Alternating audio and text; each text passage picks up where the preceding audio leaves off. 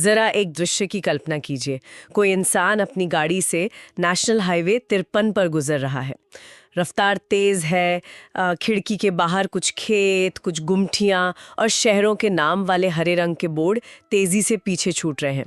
हाँ, और हम अक्सर सफर में इन जगहों को बस एक रास्ते का हिस्सा या एक मील का पत्थर मान लेते हैं। बिल्कुल, लेकिन क्या कभी ये विचार मन में आता है कि जिस जमीन के पास से गाड़ियां 100 किलोमीटर प्रति घंटे की रफ्तार से गुजर रही हैं, उसके ठीक नीचे किसी भूले हुए साम्राज्य का प्राचीन स्वर्ण युग दफन हो सकता है।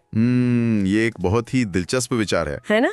या उसी के पास के शांत दिखने वाले जंगलों में कभी ऐसा ऐतिहासिक विद्रोह हुआ होगा जिसने दुनिया के सबसे बड़े साम्राज्य की जड़ें हिला दी थी। तो चलिए इसे समझते हैं। बिल्कुल, आज के इस चर्चा में हम इसी सफर पर निकलने वाले हैं। हाँ, और आज के हमारे इस गहन अध्ययन का केंद्र है छत्तीसगढ़ का एक बेहद दिलचस्प जिला महासमुंद।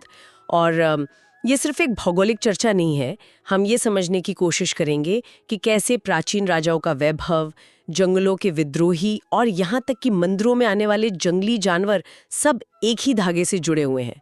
मैं इस सफर को लेकर बहुत उत्साहित हूँ। मैं भी। देखिए, स्थानों को सिर्फ उनकी वर्तमान उपयोगिता से तौलने की हमारी जो आदत है कि वहाँ कोई पेट्रोल पंप है या नहीं, वो हमें इतिहास से बहुत दूर कर देती है। एकदम सही बात है। लेकिन जब हम सतह को थोड़ा खुरचते हैं तो भूगोल और समाजशास्त्र की जो परतें सामने आती हैं वे हैरान करने वाली होती हैं। महासमुंद का विकास या उसका वर्तमान स्वरूप महज एक संयोग नहीं है। इसकी कहानी शुरू होती है इसके महामार्गों के मायाजाल और नदियों के पैटर्न से। तो चलिए इन रास्तों के जाल से ही शुरू करते हैं। रायपुर से होते हुए आरंग में महानदी का विशाल पुल पार करते ही महासमुंद जिले की सीमा शुरू हो जाती है। हाँ बिल्कुल। लेकिन जब मैं इस इलाके के नक्शे को देख रही थी तो एक बहुत ही दिलचस्प बात सामने आई। नेशनल हाईवे 53, जिसे पुराने समय में नेशनल हाईवे 6 भी कहा जाता था, वो महासमुंद जिले को तो छूकर निकलता है जी। लेकिन जो मुख्य महासमुंद शहर है वो इस मेन मेन्यू वाले हाईवे पर है ही नहीं। मतलब वो तो एक सीक्रेट बाईपास मेन्यू पर बसा हुआ है। सीक्रेट बाईपास मेन्यू, ये एनालॉजी बहुत बढ़िया है ना? घोड़ी नाम की जगह से एक रास्ता कटता है नेशनल हाईवे 353 जो बागबहारा की ओर जाता है और असली महासमुंद शहर इसी पर स्थित है। बिल्कुल, और ये आधुनिक अर्बन प्लानिंग और प्राचीन भूगोल का एक क्लासिक टकराव है। अच्छा। मतलब पुराने शहर अक्सर स्थानीय नदियों या पुराने व्यापारिक मार्गों के इर्द गिर्द बसते थे। अच्छा। जबकि आधुनिक हाईवे जो होते हैं वो माल ढुलाई और समय बचाने के लिए जानबूझकर घनी आबादी वाले शहरों के बाहर से निकाले जाते हैं। अच्छा। इसी तरह महासमुंद से सरायपाली होते हुए सारंगढ़ के लिए एक और शाखा निकलती है, नेशनल हाईवे 153। समझ गई। लेकिन सड़कों के इस आधुनिक जाल से भी ज्यादा मुझे यहाँ का प्राकृतिक जल तंत्र दिलचस्प लगा। यहाँ की एक प्रमुख नदी का नाम है सूखा नदी, जो तुमगांव के पास से निकलती है। हाँ, सूखा नदी। अब यहीं पर मुझे एक बड़ी तकनीकी उलझन होती है। हाँ। मैं थोड़ा इंजीनियरिंग के नजरिए से इसे समझने की कोशिश कर रही थी। हाँ। नदी का नाम है सूखा नदी, जिसका शाब्दिक अर्थ ही है कि वहाँ पानी का अभाव है। बिल्कुल, नाम से तो यही लगता है। और इसी नदी के नेटवर्क में इसकी सहायक नदी कोडारी पर एक बहुत बड़ा डैम बना दिया गया, कोडार परियोजना, जिसे वीर नारायण सिंह परियोजना भी कहते हैं। 1976 से लेके 95 तक इसका निर्माण चला। जी। तो मेरा सवाल यह है कि एक सूखी नदी पर इतना विशाल डैम बनाने के पीछे क्या हाइड्रोलॉजी काम कर रही है? मतलब ये तो एक इंजीनियरिंग विडंबना जैसी लगती है। देखिए, ये कोई विडंबना नहीं है, बल्कि भारतीय मानसून और स्थानीय जल प्रबंधन का एक बहुत ही सटीक वैज्ञानिक समाधान है। अच्छा, वो कैसे? हाँ, भारत में अधिकांश नदियां ग्लेशियर से नहीं निकलती, वे सीजनल होती हैं। सूखा नदी का मतलब ये नहीं है कि वहां पानी कभी आता ही नहीं। ओहो, मतलब बारिश के समय पानी आता है। बिल्कुल, मॉनसून के उन 2-3 महीनों में इन नदियों में अचानक फ्लैश फ्लड की तरह भारी मात्रा में पानी आता है। अगर डैम ना हो तो वो सारा पानी कुछ ही दिनों में बहकर बर्बाद हो जाएगा और बाकी के 9 महीने फिर सूखा रहेगा। एकदम सही। कोडार परियोजना का मुख्य उद्देश्य उसी बेतहाशा बारिश के पानी को एक विशाल कैचमेंट एरिया में रोकना है। इस तरह एक सूखी नदी को नियंत्रित करके पूरे इलाके की कृषि अर्थव्यवस्था को जीवन दान दिया गया है। हाँ, ये बहुत ही तार्किक बात है। मतलब पानी को रोकना ही जीवन को रोकना है। बिल्कुल। और जहाँ जल और जमीन का ये संतुलन बनता है, वहीं सभ्यताएं पनपती हैं। अगर महासमुंद के भूगोल से आगे बढ़ के हम वहाँ के लोगों की बात करें तो यहाँ की जनजातियों का इतिहास बहुत गहरा है। जी, इस इलाके में जनजातीय संस्कृति की जड़ें बहुत मजबूत हैं। मैंने स्रोतों में पढ़ा कि एक है सौरा जनजाति, जिन्हें मुख्य रूप से सांप पकड़ने की अपनी विशेष कला के लिए जाना जाता है। हाँ, सौरा जनजाति। और दूसरी है भत्रा जनजाति। इन दोनों के बारे में पढ़ते हुए मुझे लगा कि इनका इकोलॉजी के साथ एक बहुत ही अलग तरह का रिश्ता है। बिल्कुल सही कहा आपने। देखिए, सौरा जनजाति का उदाहरण ले तो सांप पकड़ना सिर्फ एक पेशा नहीं है, यह पीढ़ियों से चली आ रही एक गहरी पारिस्थितिकी समझ है।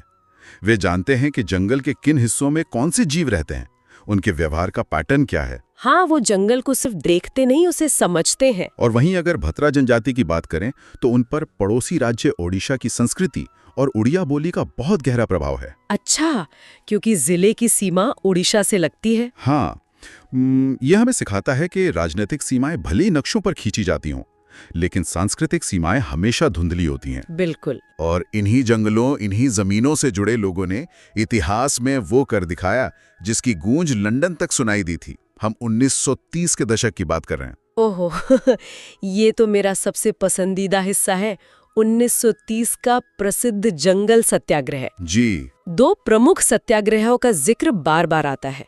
पहला लबरा जंगल सत्याग्रह, जो 8 सितंबर 1930 को अरिमर्दन गिरी के नेतृत्व में हुआ। हाँ, और उसके अगले ही दिन, हाँ, ठीक उसके अगले दिन 9 सितंबर 1930 को तमोरा जंगल सत्याग्रह हुआ, जिसका नेतृत्व शंकर गनोदवाले और यतियतन लाल कर रहे थे। जी। लेकिन तमोरा सत्याग्रह में एक ऐसी घटना घटी जिसने मुझे पूरी तरह से हैरान कर दिया। बालिका दयावती नाम की एक छोटी सी बच्ची ने एक ब्रिटिश अधिकारी को, जो कि उस समय का एसडीएम था, सरेआम थप्पड़ मार दिया था। यह सच में एक ऐतिहासिक पल था। मतलब आज के दौर में ये बात सुनने में किसी फिल्म के सीन जैसी लगती है। हाँ? 1930 में जब ब्रिटिश साम्राज्य की बंदूकें लोगों पर तनी रहती थीं, तब एक बच्ची में इतनी हिम्मत कहां से आई? देखिए, इसे सिर्फ एक भावना या क्षणिक गुस्से के रूप में नहीं देखा जाना चाहिए। तो फिर क्या था ये? बालिका दयावती का वो थप्पड़ वास्तव में ब्रिटिश साम्राज्य के खिलाफ एक बहुत गहरा मनोवैज्ञानिक प्रहार था। ब्रिटिश सत्ता का पूरा तंत्र इस देश में सिर्फ हथियारों पर नहीं, बल्कि डर के भ्रम पर टिका था। डर का भ्रम, ये बहुत सटीक शब्द है। हाँ, और जब एक छोटी बच्ची ने एक शक्तिशाली ब्रिटिश मजिस्ट्रेट पर हाथ उठाया तो उसने उस भ्रम को चकनाचूर कर दिया। ये इस बात का प्रतीक था कि सदियों का दमन अब निडरता में बदल चुका है। रोंगटे खड़े कर देने वाली बात है। बिल्कुल। जब समाज का सबसे कमजोर वर्ग, एक छोटी बच्ची, डरना छोड़ दे तो वो साम्राज्य के अंत की शुरुआत होती है। यतियतन लाल जैसे नेताओं ने, जिनका विवेक वर्धन आश्रम से नाता था, इसी जमीनी ऊर्जा और असंतोष को एक संगठित दिशा दी थी। ये एक बहुत ही शक्तिशाली विश्लेषण है। डर का भ्रम टूटना ही असली आजादी है। जी। तो 1930 के इस आधुनिक विद्रोह से अगर हम इतिहास की टाइमलाइन में थोड़ा और पीछे मुड़कर देखें, तो हम एक ऐसे युग में पहुंचते हैं जहां ये क्षेत्र विद्रोह का नहीं, बल्कि एक समृद्ध स्वर्ण युग का केंद्र था। हम बात कर रहे हैं सिरपुर की। सिरपुर, जिसका प्राचीन नाम श्रीपुर या चित्रांगतपुर हुआ करता था। हाँ। पौराणिक कथाओं में इसे महाभारत काल के बब्रू वाहन, जो अर्जुन के पुत्र थे, उनकी राजधानी माना जाता है। अरे वाह। लेकिन ऐतिहासिक और पुरातात्विक दृष्टि से इसका सबसे बड़ा महत्व पांडु वंश के शासनकाल से जुड़ा है। पांडु वंश की नींव आदि पुरुष उदयन से जुड़ी है। अच्छा। लेकिन इसे एक साम्राज्य के रूप में स्थापित करने का श्रेय इंद्रबल को जाता है। दिलचस्प बात यह है कि इंद्रबल ने अपने नाम पर खरौद शहर भी बसाया था। तो खरौद और सिरपुर आपस में जुड़े हुए हैं। और इसी पांडु वंश में आगे चलकर एक राजा हुए हर्षगुप्त। उनका विवाह कन्नौज के मौखरी वंश की राजकुमारी रानी वसाटा देवी से हुआ। जी, ये एक बहुत महत्वपूर्ण विवाह था। और अब यहाँ से इतिहास में एक बहुत ही भावुक अध्याय जुड़ता है। हर्षगुप्त की मृत्यु के बाद रानी वसाटा देवी ने उनकी याद में एक अत्यंत भव्य मंदिर का निर्माण करवाया, लक्ष्मण मंदिर। हाँ, सिरपुर का प्रसिद्ध लक्ष्मण मंदिर। जब मैं इस मंदिर की तस्वीरें देख रही थी तो लाल ईंटों से बनी इस भव्य संरचना को देखकर मुझे लगा कि ये तो छत्तीसगढ़ का ताजमहल है। मतलब प्यार की निशानियां हमेशा संगमरमर से नहीं बनती। ये तुलना बहुत ही दिलचस्प है। लेकिन मुझे ये समझना है कि ये वास्तुकला इतनी अलग क्यों दिखती है। देखिए, वास्तुकला का ये अंतर ही इसे इतना खास बनाता है। आपने जो कहा वो बहुत हद तक सही है, लेकिन यहाँ हमें नागर शैली की इंजीनियरिंग को समझना होगा। नागर शैली। हाँ, दक्षिण भारत के मंदिरों में जहां हमें विशाल गोपुरम देखने को मिलते हैं, वहीं उत्तर और मध्य भारत की नागर शैली में मंदिर का मुख्य हिस्सा एक पर्वत शिखर की तरह ऊपर की ओर उठता है, जिसे शिखर कहते हैं। अच्छा, जो पॉइंटेड होता है ऊपर से। बिल्कुल, ये मधुमक्खी के छत्ते जैसी एक संरचना होती है जो आसमान की ओर उठती हुई प्रतीत होती है। सिरपुर का लक्ष्मण मंदिर लाल पकी हुई ईंटों का उपयोग करके इसी नागर शैली में बनाया गया था। पकी हुई लाल ईंटों से? जी हाँ, और ये उस समय की बहुत ही उन्नत निर्माण तकनीक थी। ये बहुत ही शानदार तरीका है इसे समझने का। लेकिन यहाँ एक बहुत जरूरी धार्मिक और ऐतिहासिक अंतर भी है। रानी वसाटा देवी द्वारा बनवाया गया सिरपुर का लक्ष्मण मंदिर वास्तव में एक विष्णु मंदिर है। ओहो, नाम लक्ष्मण है पर मंदिर विष्णु जी का है। हाँ, वहीं अगर हम थोड़ा पीछे जाएं तो राजा इंद्रबल के समय में ईशान देव ने खरौद में लक्ष्मणेश्वर मंदिर बनवाया था। नाम मिलते जुलते हैं, लेकिन खरौद का वो मंदिर एक शिव मंदिर है। अरे हाँ, जिसे आम बोलचाल में लाखा चौर मंदिर भी कहते हैं। बिल्कुल, क्योंकि मान्यता है कि वहाँ 1.25 लाख चावल चढ़ाए जाते हैं, है ना? एकदम सही। तो सिरपुर का विष्णु मंदिर और खरौद का शिव मंदिर, ये दोनों अलग अलग कालखंडों और धार्मिक प्राथमिकताओं को दर्शाते हैं। समझ गई। अब रानी वसाटा देवी ने मंदिर का काम तो शुरू करवा दिया, लेकिन इसे पूरा कराने का श्रेय उनके बेटे को जाता है। और वो बेटा न सिर्फ एक महान शासक बना, बल्कि उसने सिरपुर को वैश्विक मानचित्र पर ला खड़ा किया। हाँ, महाशिवगुप्त बाल्यार्जुन की बात कर रहे हैं। बिल्कुल। कहते हैं कि बचपन में वो तीरंदाजी में इतने माहिर थे कि उन्हें बाल्यार्जुन यानी छोटा अर्जुन कहा जाने लगा। हाँ, और बाल्यार्जुन के काल को ही छत्तीसगढ़ के इतिहास का असली स्वर्ण काल माना जाता है। क्या बात है। और इसकी वजह सिर्फ सैन्य विजय नहीं थी, बल्कि राज्य चलाने की उनकी विचारधारा थी। इतिहासकार अक्सर उन्हें एक पूर्णतः सेक्युलर या धर्मनिरपेक्ष शासक के रूप में देखते हैं। रुकिए, यहाँ मुझे थोड़ा विरोधाभास लगता है। कैसा विरोधाभास? मतलब उनका नाम है महाशिवगुप्त, उनके नाम में ही शिव है, वो परम शैव भक्त थे। तो फिर एक अत्यंत धार्मिक राजा को आज के आधुनिक शब्द सेक्युलर के खांचे में कैसे फिट किया जा सकता है? ये एक बहुत ही सटीक और गहरा सवाल है। देखिए, जब हम प्राचीन भारत के संदर्भ में सेक्युलरिज्म या धर्मनिरपेक्षता की बात करते हैं, तो उसका मतलब आज की तरह धर्म से दूरी बनाना नहीं था। तो क्या था? इसका मतलब था सर्वधर्म समभाव। एक राजा व्यक्तिगत रूप से किसी भी देवता का भक्त हो सकता था, लेकिन राज्य के संसाधनों पर सभी धर्मों का समान अधिकार होता था। अच्छा, भिक्षु ने स्वास्तिक विहार और आनंद प्रभु कुटी विहार का निर्माण उसी काल में कराया था। मतलब वो आस्था और राज्य संचालन के बीच एक संतुलन बनाना जानते थे। बिल्कुल। और शायद इसी सहिष्णु और सुरक्षित माहौल की वजह से विदेशी विद्वान भी यहाँ खिंचे चले आए। 639 ईस्वी में प्रसिद्ध चीनी यात्री हुएनसांग यहाँ आया था। जी हाँ, हुएनसांग का द्वारा बहुत प्रसिद्ध है। उसने अपनी किताब सीयू की में इस क्षेत्र यानी कोसल को ख्यासलो लिखा था। अब ये ख्यासलो क्या है? क्या हुएनसांग ने सच में यही सुना या ये अनुवाद का कोई मजेदार मामला है? ये पूरी तरह से भाषा विज्ञान और फोनेटिक अनुवाद की मजबूरी है। अच्छा, देखिए, चीनी भाषा या मैंडारिन की ध्वनियाँ संस्कृत या प्राकृत की ध्वनियों से बहुत अलग होती हैं। चीनी लिपि में बहुत सारे भारतीय व्यंजनों के लिए कोई सीधा अक्षर नहीं होता। हाँ, ये तो है। इसलिए जब हुएनसांग ने स्थानीय लोगों से कोसल शब्द सुना होगा, तो उसे अपनी लिपि में ढालने के लिए जो सबसे नजदीकी ध्वन्यात्मक शब्द बना वो कियास्लो था। ये सिर्फ उच्चारण की भिन्नता है। वैसे बौद्ध ग्रंथ अवदान शतक में तो ये भी उल्लेख मिलता है कि स्वयं गौतम बुद्ध भी यहाँ आए थे। अरे वाह, ये तो सच में इस जमीन के आध्यात्मिक महत्व को बहुत ऊपर ले जाता है। जी बिल्कुल। और बाल्यार्जुन के उस स्वर्ण युग की ऊर्जा आज भी महासमुंद के अनोखे मंदिरों में महसूस की जा सकती है, जैसे गंदेश्वर महादेव मंदिर। हाँ, गंदेश्वर महादेव, जिसे चिमनाजी भोंसले ने बाद में जीर्णोद्धार कराया। कहते हैं कि वहाँ के शिवलिंग से आज भी एक विशेष प्रकार की गंध आती है। ये वहाँ की एक बहुत बड़ी मान्यता है। इसके अलावा पहाड़ी पर खल्लारी माता का मंदिर है और उसी के पास एक गुंबदानुमा चट्टान पर खोपड़ा माता का मंदिर। खल्लारी का क्षेत्र अपने आप में बहुत ऐतिहासिक है। हाँ, और वास्तुकला के नजरिए से खल्लारी का एक और मंदिर ने मेरा ध्यान खींचा, खल्लारी का नारायण मंदिर। ये मंदिर सच में बहुत खास है। 1415 ईस्वी में ब्रह्मदेव के शासनकाल में इसे देवपाल नामक एक मोची ने बनवाया था। ये बात अपने आप में बहुत बड़ी है। बिल्कुल।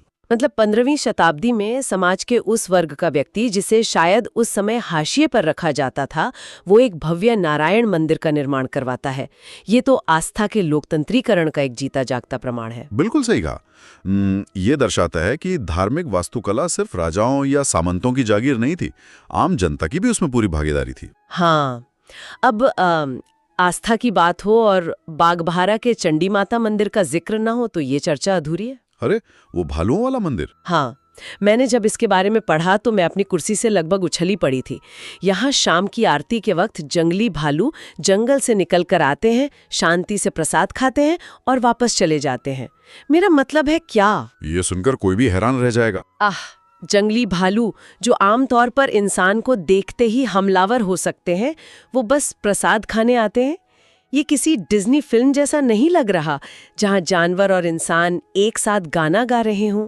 ये सुनने में किसी डिज्नी फिल्म की जादुई कहानी जैसा ही लगता है, लेकिन जीव विज्ञान और पशु मनोविज्ञान के नजरिए से ये एक अत्यंत दुर्लभ बिहेवियरल कंडीशनिंग का मामला है। Behavioural conditioning? जी, देखिए, जंगली जानवर आक्रामक इसलिए होते हैं क्योंकि उनके भीतर एक थ्रेट रिस्पॉन्स या खतरे की घंटी काम करती है। उन्हें लगता है कि इंसान उन्हें नुकसान पहुंचाएंगे। हाँ, जो कि एक प्राकृतिक बात है। लेकिन इस मंदिर के इकोसिस्टम में दशकों या शायद सदियों से भालुओं की पीढ़ियों ने यह सीख लिया है कि यहाँ मौजूद इंसानों से उन्हें कोई खतरा नहीं है, बल्कि भोजन यानी प्रसाद मिलेगा। ओहो! उनका वो थ्रेट रिस्पॉन्स यहाँ के लिए पूरी तरह से ओवरराइड हो चुका है। यह प्रकृति और इंसानी आस्था के बीच बने एक अकल्पनीय सा अस्तित्व का विज्ञान है। अद्भुत! प्रकृति का ये शांत रूप तो मन मोह लेता है। जी। लेकिन महासमुंद में प्रकृति का एक ऐसा रूप भी है जो बेहद रौद्र है। मैं बात कर रही हूँ शिशुपाल पर्वत की। ऐतिहासिक रूप से इसे महाभारत कालीन शिशुपाल की राजधानी माना जाता है। सही कहा। इस पर्वत की सबसे ऊंची चोटी का नाम धारी डोंगर है, जिसकी ऊंचाई लगभग 899 मीटर है। महानदी बेसिन के पूर्वी हिस्से में यह सबसे ऊंची जगह है। अच्छा? यह स्थान जितना मनोरम है उतना ही खतरनाक भी। हाल के वर्षों में यह जगह सेल्फी और सोशल मीडिया के लिए बहुत मशहूर हो गई है। लेकिन दुख की बात है कि यहाँ कई जानलेवा हादसे भी हो चुके हैं। ये एक बहुत ही गंभीर विषय है। हम किसी जगह की ऊंचाई पर सिर्फ एक परफेक्ट फोटो के लिए जाते हैं और वहां के प्राकृतिक खतरों को नजरअंदाज कर देते हैं। ये आज के आधुनिक समाज की एक बड़ी समस्या है। जरा सोचिए, प्राचीन काल में जब लोग इन पहाड़ों पर जाते थे, जैसे पास ही में भीम खोज नाम की जगह है जहां भीम के पैरों के विशाल निशान माने जाते हैं। हाँ, तो वे वहां एक गहरी श्रद्धा और प्रकृति के प्रति एक सम्मानजनक भय लेकर जाते थे। वे जानते थे कि प्रकृति उनसे बड़ी है। बिल्कुल सही बात है। आज का पर्यटक अपनी स्क्रीन में इतना खो गया है कि उसने उस सम्मान और सावधानी को पूरी तरह से भुला दिया है। प्रकृति का आनंद लेना जरूरी है, लेकिन उसके नियमों और उसकी ताकत को चुनौती देना हमेशा खतरनाक होता है। ये बात हम सभी को याद रखनी चाहिए। चलिए, अब इन ऊंचे पहाड़ों और चोटियों से उतरकर जमीन के थोड़ा नीचे चलते हैं। जमीन के नीचे? हाँ, क्योंकि महासमुंद का भूगोल सिर्फ सतह पर नहीं है।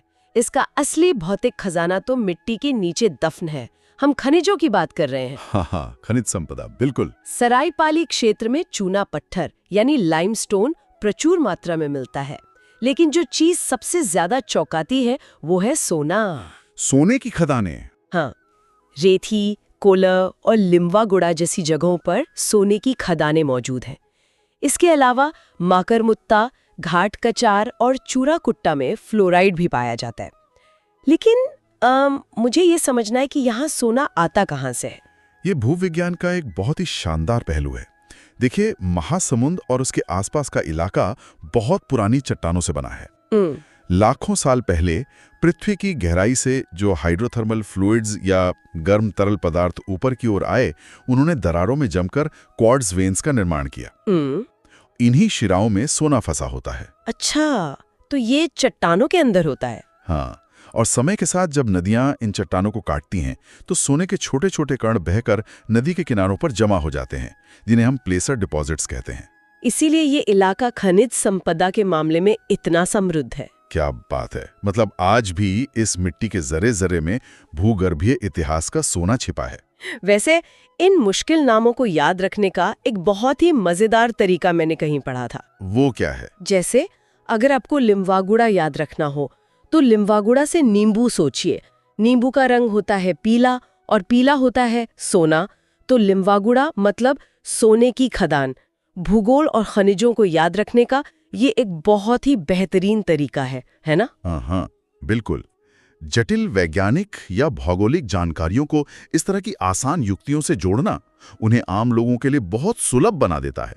ये सच में एक अच्छा तरीका है। तो अगर हम आज की इस पूरी चर्चा को एक जगह समेटें तो ये स्पष्ट हो जाता है कि महासमुंद सिर्फ एक हाईवे का ऐसा स्टॉप नहीं है जहां आप बस चाय पीने के लिए रुकते हैं। बिल्कुल नहीं। ये वो जमीन है जिसकी गहराई में पीला सोना मौजूद है, जिसके ऐतिहासिक पन्नों पर बाल्यार्जुन के सर्वधर्म संभाव वाले स्वर्ण युग की मोहर लगी है। ये वो जगह है जहां के जंगलों में बालिका दयावती के निडर थप्पड़ की गूंज आज भी सुनी जा सकती है, और जहां शाम ढलते ही जंगली भालू एक जादुई शांति के साथ प्रसाद ग्रहण करते हैं। इस पूरी चर्चा से जो सबसे बड़ा विचार उभर कर सामने आता है वो ये है कि इतिहास सिर्फ किताबों में नहीं होता, वो हमारे पैरों के नीचे होता है। क्या बात है। आज हम जिस डामर की सड़क पर अपनी गाड़ियों में तेजी से गुजर जाते हैं, उसके ठीक नीचे सदियों पुराने साम्राज्य, महाकाव्यों के अवशेष और सोने की खदानें दबी पड़ी हैं। हाँ। तो अगली बार जब लोग सफर पे निकलें और किसी साधारण से दिखने वाले छोटे शहर के बाईपास से गुजरें, तो खुद से ये सवाल जरूर पूछना चाहिए, क्या मैं किसी ऐसे ही भूले हुए स्वर्ण युग के ठीक ऊपर से तो नहीं गुजर रहा हूं? क्या गहरी बात कही है आपने। ये सवाल सच में दुनिया को देखने का नजरिया बदल देता है। जी बिल्कुल। शायद उस सीक्रेट बाईपास मेन्यू पर ऐसी ही ढेरों और कहानियां हमारे इंतजार कर रही हैं। तो अगली बार जब कोई नया बोर्ड नजर आए तो सिर्फ उसे पढ़े नहीं, बल्कि उस जमीन की कहानी को भी महसूस करें। एकदम सही। आज के इस गहन अध्ययन में हमारे साथ जुड़ने के लिए बहुत बहुत धन्यवाद। मिलते हैं जल्द ही किसी नई जगह और कुछ नई रहस्यमयी कहानियों के साथ।